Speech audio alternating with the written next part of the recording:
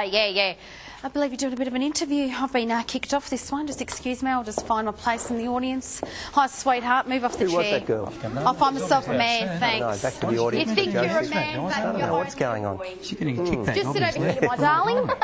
Don't worry, first time for both. Chef in your own time, I've just found myself a man. Here we are, Chris Doheny from Geisha. Welcome to Chartbusting 80s. Good to see you, Jeff. And we heard Fool's Way, the very first Geisha single.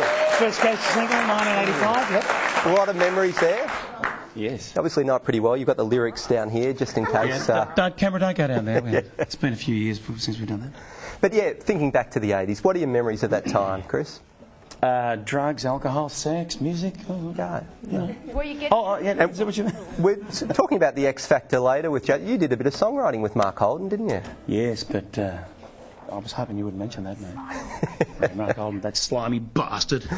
Jeez, controversial. You're not a friend of Mark's, are you, over there? No? Woo! Are we allowed to say that? Is there any libel cover? Sorry, they're just perving on my outfit. All right, okay. But 2 big albums for EMI. Yes. Signed by Michael Matthews. That's right, yeah, in fact.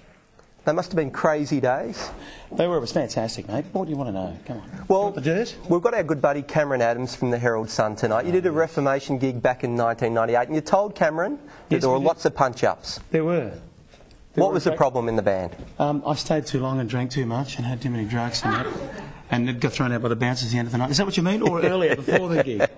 Because there were a few different lineups with Geisha. Yes, there were quite a few. The best one was at the end, actually, with a guy named Rob Dean, who we went brought over from Japan. Well, he was in Japan, the band Japan, with David Sylvian earlier, and that's where we sort of hooked up with him. So I brought him out here to replace Kenny Boy, and it was all good. And that was probably the best lineup, I think. Will there be more gigs? There will be.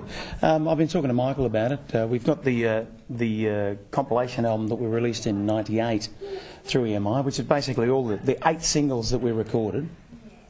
A couple of 12-inch mixes and a couple of B-sides, and a little booklet with some info about what went on in the 80s. Yeah. Excellent.